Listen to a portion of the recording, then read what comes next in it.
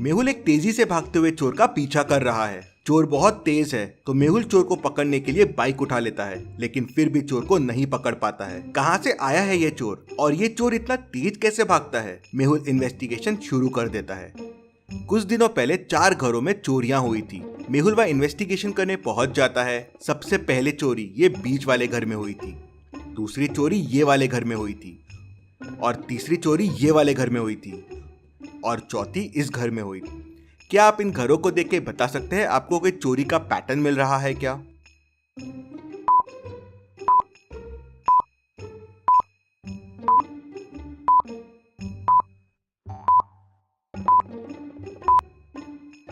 Mehul pattern समझ जाता है। इंटरेस्टिंग। चोर बस सिंगल हाउसेज में चोरियां करता है। चारों हाउसेज नो फ्लोर्स वाले हैं, मतलब वो ऐसे घर ढूंढता है जिनमें फ्लोर नहीं है। मेहुल पहले घर में पूछताछ करने के लिए अंदर जाता है।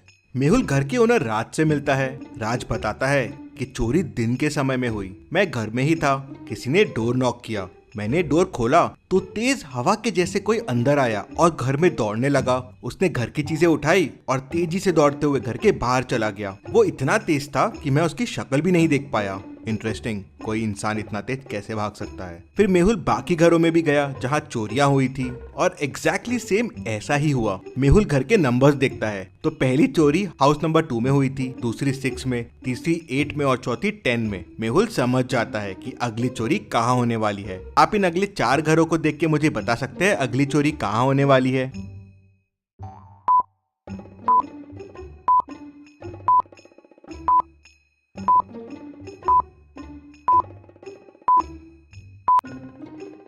घरों के नंबर इंक्रीजिंग ऑर्डर में बढ़ रहे हैं, तो चोरी इन 4 घरों में से ही किसी में होगी। अब चोरी नो फ्लोर वाले घर पे हो रही है और इनमें सिर्फ घर नंबर 18 ही विदाउट फ्लोर है, तो चोर यहीं चोरी करने आएगा। मेहुल पहले से ही हाउस नंबर 18 में पहुंच जाता है और चोर का इंतजार करने लगता है। शाम होते ही डोरबेल बजती है। मेहुल डोर ओपन करता है तो तेजी से एक आदमी अंदर आता है। फटाफट स्पीड में घर का सामान उठाता है और उतने ही स्पीड में भागने लगता है। इतनी स्पीड कि मेहुल कुछ देख ही नहीं पाया। मेहुल उसका पीछा करने की कोशिश करता है, बाइक से भी पीछा करता है, लेकिन उसे नहीं पकड़ पाता। कौन है ये? कोई एलियन तो नहीं या कोई जादूगर है ये? मेहुल इस बात का पता करने के लिए भूल भुलैया साइंटिस्ट के पास जाता है। ये साइंटिस्ट अपने तक पहुंचने के लिए भूल भुलैया रास्ते बना देता है। आप देखिए और मुझे बताइए कौन सा रास्ता साइंटिस्ट तक जाता है।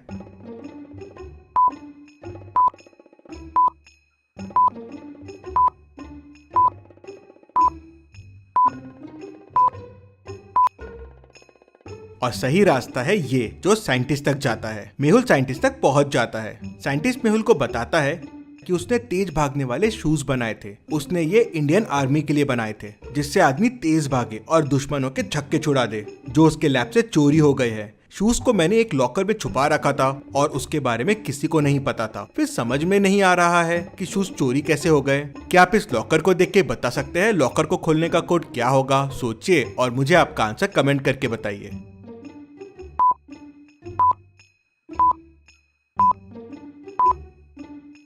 चलिए इसका आंसर देखते हैं। लॉकर के ऊपर एक स्क्वायर है और उसके अंदर एक ट्राइंगल है, तो उसका वैल्यू है 12। मतलब स्क्वायर के 4 कॉर्नर्स और ट्राइंगल के 3 कॉर्नर, तो 4 × 3 हो जाएगा 12। वैसे ही सर्कल के अंदर एक स्क्वायर है, सर्कल के 0 कॉर्नर्स और स्क्वायर के 4 कॉर्नर्स, तो 4 × 0 0। मतलब बाहर और अंदर के नंबर ऑफ कॉर्नर्स का मल्टीप्लीकेशन। तो ट्राइंगल के अंदर एक लाइन है, ट्राइंगल के 3 कॉर्नर और लाइन के 2, तो हो जाएगा 3 × 2 6। कोड 6 से ही तिजोरी का लॉक खोला गया था और चोर शूज लेके भाग गया था।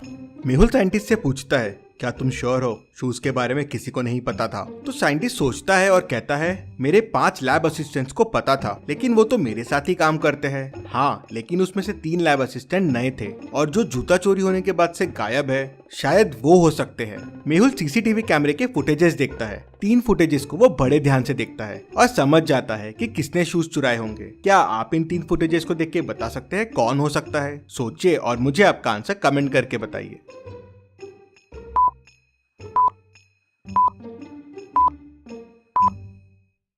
चलिए इसका आंसर देखते हैं। आई पैच वाले असिस्टेंट को ध्यान से देखिए। पहले में राइट आई में पैच है, दूसरे में लेफ्ट में है और तीसरे में वापस राइट में है। मतलब ये बस नाटक कर रहा है। मेहुल उसके बारे में और पता करने के लिए उसके घर पहुंच जाता है, लेकिन मेहुल को घर पे कोई नहीं दिखता। क्या आप इस घर को देख के बता सकते हैं घर पे कोई है या नहीं है?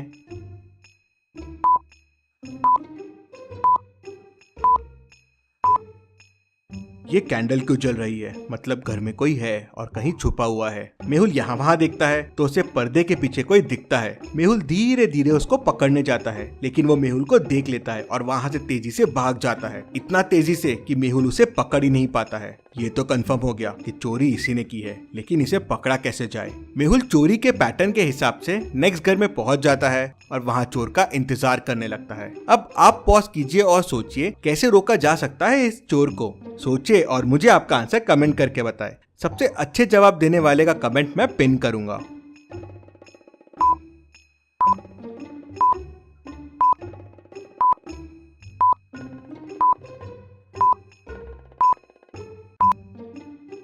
मेहुल ने रास्ते में एक रस्सी बांध दी जो पैरों से थोड़ी ऊपर थी और दिख नहीं रही थी। अब जैसे ही चोर आएगा इस रस्सी से गिर जाएगा। डोर बेल बजती है। मेहुल दरवाजा खोलता है तो हमेशा की तरह स्पीड में चोर अंदर आता है और यहाँ वहाँ सामान उठाने लगता है। तभी उसका पैर उस रस्सी से टकराता है और वो गिर जाता है। मेहुल तुरंत जम लगाता है और चोरों के पैरों से शूज निकाल लेता है। शूज खोलते ही चोर की स्पीड चले जाती है और मेहुल उसे पकड़ लेता है और जेल में बंद कर देता है। Detective Mehul rocks. इसी बात पे जल्दी से वीडियो को लाइक कर दीजिए। चलिए अगली पहेली देखते हैं।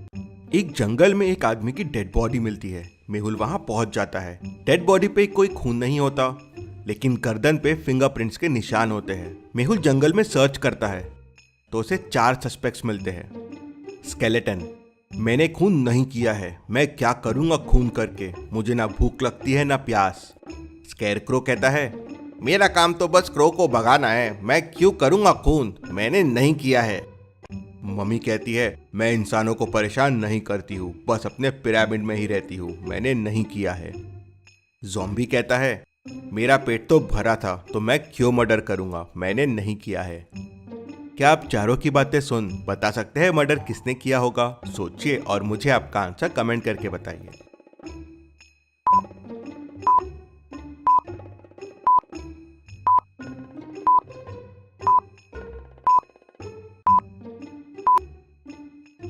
चलिए इसका आंसर देखते हैं। आदमी के गर्दन पे फिंगरप्रिंट्स के निशान हैं। अब चारों में फिंगर सिर्फ ज़ॉम्बी की है, मतलब इसी ने मर्डर किया होगा। मेहुल उसे पकड़ लेता है। चलिए अगली पहेली देखते हैं। लोकेश का उसके रूम में मर्डर हो जाता है। मर्डर करीब 4 बजे हुआ है।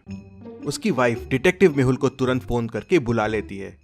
मेहुल क्राइम सीन को ध्यान से देखता है, लेकिन उसे वहां कोई क्लू नहीं मिलता। फिर मेहुल उसके घर की मेड और कुक से पूछताछ करता है। मेड कहती है, मैं तो करीब 3:30 को सर के रूम में चाय देने गई थी, उसके बाद मैं सर के रूम में नहीं गई।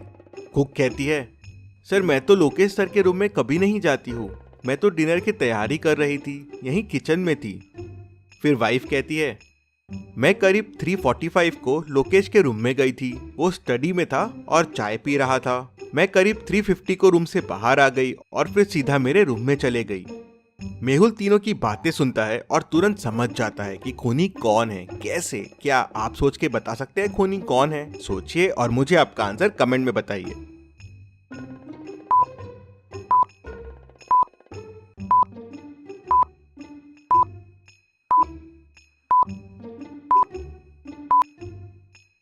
चलिए इसका आंसर देखते हैं। वाइफ जब रूम से बाहर आई थी तो करीब 3:50 हुए थे और चाय का कप रूम में ही था। लेकिन जब मर्डर हुआ तो चाय का कप रूम में नहीं था। कप रूम से सिर्फ मेड उठा सकती है और वो कप डाइनिंग पे रखा हुआ है, ठीक मेड के पीछे। मतलब मेड जब कप लेने वापस गई होगी करीब 4 बजे, तब उसने लोकेश का खून किया होगा। मेहुल उसे पकड़ लेता है। चलिए अगली पहेली देखते हैं। मेहुल एक हेलीकॉप्टर में ट्रैवल कर रहा था, तभी प्लेन क्रैश हो जाता है। मेहुल के पास कोई पैराशूट नहीं था तो वो वैसे ही कूद गया। मेहुल को नीचे गिरने के लिए 2 ऑप्शंस दिखते हैं। पहला तो ये पानी में गिर सकता है, दूसरा ये घास फूस के पहाड़ पे। क्या लगता है आपको मेहुल को क्या चुनना चाहिए गिरने के लिए? सोचिए और मुझे आपका आंसर कमेंट करके बताइए।